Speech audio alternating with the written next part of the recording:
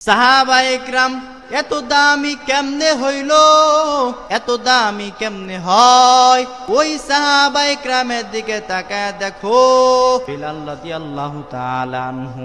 যেই বিলাল কালিমা পড়ার আগে ছিল জাহান্নামের কিনারায়, আর কালিমা পড়ার পর হয়ে গেছে জান্নাতের মিনারায়।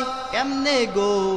কারণ যখন বিলাল রাদিয়াল্লাহু তাআলা আনহু যখন ইসলাম গ্রহণ করলেন, কালেমা যখন পড়লেন, যখন মুসলমান যখন হইলেন, আহাদ শব্দটা তার মুখ থেকে যখন বের করলেন, তখন কাফের মুশরিকরা এত পরিমাণ জুলুম করেছে, এত পরিমাণ তার উপরে আঘাত করেছে, তারপরও ইসলাম থেকে পিছু পা হয় নাই, ইসলাম থেকে দূরে চলে যায় নাই, দূরে সরে যায় নাই।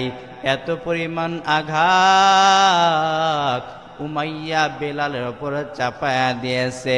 কেমন আঘাত? রাত ভর বেতের আঘাত দিয়েছে, দিনের বেলায় পাথর চাপা দিয়ে ওই উত্তপ্ত বালুময় জমিনে ওই বিলালকে শোয়া দিয়েছে। বলে এত এত কষ্ট বিলালকে দিয়েছে, তারপরও বিলালকে বলে, ও বিলাল তুমি শুনে নাও, তোমার উপরে আমরা জুলুম করব, তোমার উপরে আমরা অত্যাচার করব, তুমি যদি ঈমানটা না ছাড়ো তবে শুনে নাও, শুনে নাও, এখনো সুযোগ আছে। যদি তোমার মুখ থেকে যদি আহার শব্দ উচ্চারণটা বন্ধ করতে পারো, তাহলে আমরা আর তোমার উপরে আর নির্যাতন করব না, আর অত্যাচার করব না, তোমাকে আমরা মুক্ত করে দিব। বিলাল রাদিয়াল্লাহু তাআলা আনহু বলে, উমাইয়া আমি তোমার দাস হতে পারি, কিন্তু শুনে নাও, আমি এক রবের প্রতি আমি ঈমান এনেছি, আমি রহমাতুল্লিল আলামিনের প্রতি ঈমান এনেছি, আমি আহাদ শব্দটা আমি উচ্চারণ করি। তুমি যদি আমাকে মেরেও ফেলাও, আমাকে যদি তুমি হত্যা করে ফেলাও, যদি কতল করে ফেলাও, তারপরও আমি আমার মুখ থেকে এই আহাদ শব্দটা বন্ধ করতে পারবো না।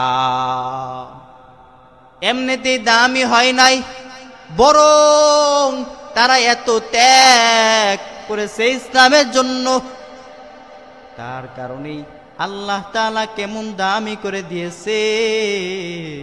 তাদের নাম যখন নিতে হয় তখন প্রথমে হযরত লাগাইতে হয়, তারপর রাদিয়াল্লাহু তাআলা আনহু বলতে হয়, ঠিক কিনা?